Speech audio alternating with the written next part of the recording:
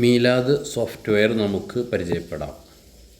Active ചെയ്ത് കഴിഞ്ഞാൽ login ചെയ്ത് ലഭിക്കുന്ന പേജാണ് ഈ ഡാഷ്ബോർഡ്. ഇവിടെ മൊബൈലിലാണെങ്കിൽ ഏറ്റവും മുകളിൽ കാണുന്ന 4 ലൈനുകളിൽ ക്ലിക്ക് ചെയ്താൽ ഓരോ മെനു നമുക്ക് കാണാൻ കഴിയും. സെറ്റിങ്സ്, കാറ്റഗറി, ടീം, പ്രോഗ്രാം, ഇങ്ങനെ ഓരോ മെനുകളായിട്ട് നമുക്കിവിടെയുണ്ട്. ഈ ഡാഷ്ബോർഡിൽ ഹോം പേജിൽ രക്ഷിതാക്കൾക്ക് നോക്കാനുള്ള ലിങ്ക് ഇവിടെ ലഭിക്കും. അതുപോലെ തന്നെ അതിൻ്റെ പോസ്റ്ററൊക്കെ ഇവിടെ ഡൗൺലോഡ് ചെയ്യാൻ പറ്റും. ആദ്യമായി സെറ്റിങ്സ് എന്ന മെനുവിലാണ് നമ്മൾ പോകേണ്ടത്. അവിടെ ഓർഗനൈസേഷനിൽ ഈവൻ്റ് നെയിം, അതായത് മീലാദ് പ്രോഗ്രാമിൻ്റെ നെയിം, മദ്രസ നെയിം, ലോഗോ, സ്റ്റേജ് പരിപാടികൾ എത്രയാണ്, ഓഫ് സ്റ്റേജ് പരിപാടികൾ ഓരോ കുട്ടിക്ക് എത്രയാണ് ലിമിറ്റ് വെച്ചിട്ടുള്ളത്, അങ്ങനെയുള്ള കാര്യങ്ങളൊക്കെ സെറ്റിങ്സിൽ കൊടുക്കാം. അതിനുശേഷം നമുക്ക് കാറ്റഗറികൾ ആഡ് ചെയ്യാം. സീനിയർ, ജൂനിയർ, ജനറൽ തുടങ്ങിയ കാറ്റഗറികൾ നമുക്ക് ആഡ് ചെയ്ത് സബ്മിറ്റ് എന്ന ബട്ടണിൽ ക്ലിക്ക് ചെയ്യാം. അതിനുശേഷം ആഡ് ടീം കൊടുക്കാം. നമുക്ക് 2 or 3 ടീമുകളൊക്കെ നമ്മുടെ മീലാദ് പ്രോഗ്രാമിനുണ്ടാകും. ടീമിൻ്റെ നെയിം, ഉദാഹരണത്തിന് റെഡ്, ബ്ലൂ, അതുപോലെയുള്ള ടീമുകളൊക്കെ ഇവിടെ കൊടുത്ത് ടീം ലീഡറിൻ്റെ പേര് കൊടുത്ത് സേവ് ചെയ്യാൻ പറ്റും. അതിനുശേഷം പ്രോഗ്രാമുകൾ ആഡ് ചെയ്യണം. നമുക്ക് കുറേ പ്രോഗ്രാമുകൾ ഉണ്ടാകും. ഓരോ പ്രോഗ്രാമുകൾ, സ്റ്റേജ് പ്രോഗ്രാം, അത് ഇൻഡിവിജ്വലാണോ ഗ്രൂപ്പാണോ, അങ്ങനെ അതൊക്കെ കൃത്യമായി കൊടുത്ത് പ്രോഗ്രാമുകൾ ഇവിടെ ആഡ് ചെയ്യാൻ പറ്റും. അതിൻ്റെയൊക്കെ വ്യൂ ഉണ്ടാവും. ഓരോ മെനുവിലും വ്യൂ പ്രോഗ്രാം ക്ലിക്ക് ചെയ്താൽ നമുക്കതിൻ്റെ വ്യൂ കാണാൻ പറ്റും. എന്തെങ്കിലും എഡിറ്റ് ചെയ്യാനൊക്കെ ആവശ്യമുണ്ടെങ്കിൽ ഇവിടുന്ന് എഡിറ്റ് ചെയ്യാവുന്നതാണ്. അടുത്തതായി സ്റ്റുഡൻസ് മെനുവാണ്. സ്റ്റുഡൻസിൽ ആഡ് സ്റ്റുഡൻസ് കൊടുക്കാം. നമുക്ക് കുട്ടികളെ ആഡ് ചെയ്യാനുള്ള ഓപ്ഷനാണ്. അത് വളരെ ലളിതമായി നമുക്ക് ചെയ്യാൻ പറ്റും. സ്റ്റുഡൻസ് മെനുവിൽ തന്നെ വ്യൂ സ്റ്റുഡൻസ് ബൈ ടീം, അത് ഓരോ ടീമിനനുസരിച്ചിട്ടുള്ള കുട്ടികളുടെ ഡീറ്റെയിൽസ് നമുക്ക് പ്രിൻ്റൊക്കെ എടുക്കണമെങ്കിൽ ഇവിടെ കൊടുക്കാവുന്നതാണ്. അടുത്തതായി അസൈൻ പ്രോഗ്രാമിൽ നമുക്ക് ഓരോ കുട്ടികൾക്കും 5, 6, 7, 10 പ്രോഗ്രാമുകളൊക്കെ ഉണ്ടാകും. ആ പ്രോഗ്രാമുകളൊക്കെ നമുക്ക് ഇവിടുന്ന് വളരെ ലളിതമായി കൊടുക്കാൻ പറ്റുന്ന രീതിയാണ് ഇവിടെയുള്ളത്. എത്ര പ്രോഗ്രാമുകളുണ്ടെങ്കിലും, ഗ്രൂപ്പ് പ്രോഗ്രാം അല്ലാത്ത എത്ര പ്രോഗ്രാമുകളുണ്ടെങ്കിലും ഇവിടെ നമുക്ക് ഒറ്റ ടിക്കിലൂടെ തന്നെ കൊടുക്കാൻ പറ്റും. അത് കൃത്യമായി അവിടെ നമ്മൾ ചെയ്ത് ശരിയാണോ എന്നറിയാൻ വേണ്ടി list by program, list by category, list by student, list by team, list by students, ഇങ്ങനെ ഓരോ രീതിയിലുള്ളത് നമുക്ക് കാണാൻ കഴിയും. ഇനി ജനറൽ അതുപോലെ തന്നെ ഗ്രൂപ്പ് പ്രോഗ്രാമുകളാണെങ്കിൽ ഇവിടെ ആണ് കൊടുക്കേണ്ടത്. അത് നമ്മൾ പ്രോഗ്രാം സെലക്ട് ചെയ്ത് അതിനുള്ള അംഗങ്ങളെ ആഡ് ചെയ്യേണ്ടതുണ്ട്.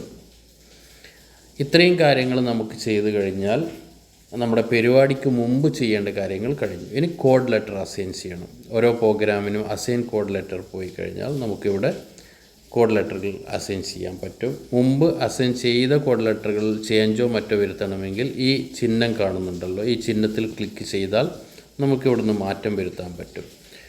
പൂർണ്ണമായിട്ടും കോഡ് ലെറ്ററും മാർക്കും ഒക്കെ അടിച്ചത് വേണ്ട എന്ന് വെക്കാൻ നമുക്ക് ഇവിടെ ഈ പച്ച ഇതിൽ കാണുന്ന cancel code letter and mark എന്നതിൽ ക്ലിക്ക് ചെയ്താൽ ഈ പ്രോഗ്രാമിൻ്റെ എസ്സേ റൈറ്റിങ്ങിൻ്റെ പൂർണ്ണമായിട്ടും അതിൻ്റെ കോഡും അതുപോലെ തന്നെ മാർക്കുകളൊക്കെ ക്ലിയർ ആകുന്നതാണ്. നമുക്ക് പുതിയതായിട്ട് എൻ്റർ ചെയ്യാൻ പറ്റും.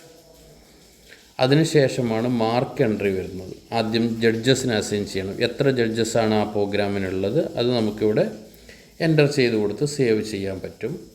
അതിനുശേഷം ഇതേ മാർക്കിൽ പോയി നമുക്ക് മാർക്ക് എൻട്രി ചെയ്യാം.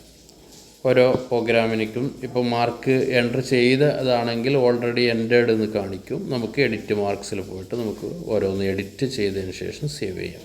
ഇതൊക്കെ ഡിക്ലെയർ ചെയ്യുന്നതിന് മുമ്പ് മാത്രമാണ് ഇത് കാണിക്കുന്നത്. ഡിക്ലെയർ ചെയ്ത് കഴിഞ്ഞാൽ പിന്നീട് ഇവിടെ എഡിറ്റ് ചെയ്യാൻ നമുക്ക് സാധിക്കുന്നതല്ല. അടുത്തതായി റിസൾട്ടാണ്. റിസൾട്ടിൽ ഡിക്ലെയർ ആൻഡ് പബ്ലിഷ്, ഇത് നമുക്ക് ഇവിടുന്ന് ഡിക്ലെയർ ചെയ്യാനും പബ്ലിഷ് ചെയ്യാനും ഒക്കെ ഇതിൽ അവസരമുണ്ട്. അതിനുശേഷം നമുക്ക് റിസൾട്ടിൽ തന്നെ വ്യൂ റിസൾട്ട് പോയാൽ ഓരോ റിസൾട്ടുകൾ നമുക്ക് ചെക്ക് ചെയ്യാൻ പറ്റും. അതുപോലെ തന്നെ പ്രിൻ്റ് ചെയ്യാനോ ഡൗൺലോഡ് ചെയ്യാനോ ഒക്കെ സാധിക്കും. അനൗൺസ്മെൻറ്റ് ചെയ്യുന്നവർക്ക് ഈ PDF നമുക്ക് കൊടുക്കാവുന്നതാണ്. അല്ലെങ്കിൽ മൊബൈലോ ടാബോ ലാപ്ടോപ്പോ ഒക്കെ നോക്കിയും പ്രഖ്യാപിക്കാവുന്നതാണ്. അതിനുശേഷം നമുക്ക് ലിസ്റ്റ് എന്ന മെനു ഉണ്ട്. ഈ ലിസ്റ്റിൽ കുറേ ഓപ്ഷൻസുകളുണ്ട്. കോൾ ലിസ്റ്റ് ഇവിടുന്ന് കിട്ടും, കോൾ ലിസ്റ്റ് ഓൾ കിട്ടും. അതുപോലെ തന്നെ റിസൾട്ട് പ്രിൻ്റ് ചെയ്യാം, വാല്യുവേഷൻ ഷീറ്റ്, ഇങ്ങനെ ചെസ്റ്റ് കാർഡ്, ഇങ്ങനെ പല കാര്യങ്ങളും ഇവിടെ നിന്ന് കിട്ടും. പോയിൻറ്റ്സ് എന്ന മെനുവിൽ പോയാൽ ആകെ ടീമിൻ്റെ പോയിൻ്റ്, ഓരോ ടീമിനേക്കുള്ള പോയിൻറ്റുകൾ നമുക്കിവിടെ കാണാൻ സാധിക്കും. അതുപോലെ ഓരോ കുട്ടിക്ക് ലഭിച്ച ഇൻഡിവിജ്വൽ പോയിൻറ്റ്സ് എത്രയാണ്, ഇങ്ങനെയുള്ള കാര്യങ്ങളൊക്കെ ചെയ്യാൻ പറ്റും. ഏറ്റവും താഴെ കാണുന്ന മാർക്ക് സ്കീമിൽ ഇതിന് ഡീഫോൾട്ടായിട്ടൊരു മാർക്കുണ്ട്. അതിന് നമുക്ക് ആക്റ്റീവ് വയർക്ക് കൊടുക്കുന്ന ടെക്സ്റ്റ് മെസ്സേജിൽ ഈ കാര്യങ്ങളൊക്കെ പറഞ്ഞിട്ടുണ്ട്. മാർക്ക് സ്കീമിൽ പോയാൽ നമുക്ക് ഡീഫോൾട്ട് കൊടുത്തിട്ടുള്ള മാർക്കിന് പുറമെ നമുക്ക് സീനിയർ വിഭാഗത്തിലെ ഏതെങ്കിലും ഒരു ഗ്രൂപ്പ് സോങ്ങിന് നമുക്ക് മാർക്ക് കൂടുതലായി ചേർക്കണമെന്നുണ്ടെങ്കിൽ ഈ മാർക്കുകൾ ഇവിടെ ഫസ്റ്റ് സെക്കൻഡിൻ്റെ മാർക്കുകൾ ഇവിടെ തിരുത്താൻ പറ്റും. എന്നിട്ട് സേവ് ചെയ്ത് കഴിഞ്ഞാൽ ആ മാർക്കിനനുസരിച്ചിട്ടായിരിക്കും പിന്നീട് വരുന്നത്. ജഡ്ജസ് മാർക്ക് രേഖപ്പെടുത്തുന്നതിന് മുമ്പ് തന്നെ മാർക്ക് സ്കീമിൽ ഇത് ക്ലിയറായിട്ട് ചെയ്യണം.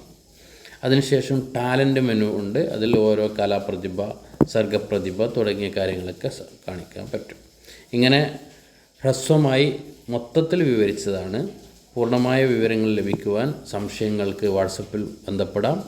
അതോടൊപ്പം ടെക്സ്റ്റ് മെസ്സേജ് വായിച്ചു കഴിഞ്ഞാൽ നിങ്ങൾക്ക് പൂർണ്ണമായും മനസ്സിലാക്കാൻ കഴിയും. അതോടൊപ്പം നമ്മുടെ യൂട്യൂബ് ചാനലിൽ കൊടുത്തിട്ടുള്ള വിവിധ വീഡിയോകൾ വാച്ച് ചെയ്താലും മീലാദ് സോഫ്റ്റ്വെയറിനെ കുറിച്ച് കൂടുതൽ മനസ്സിലാക്കാൻ കഴിയും.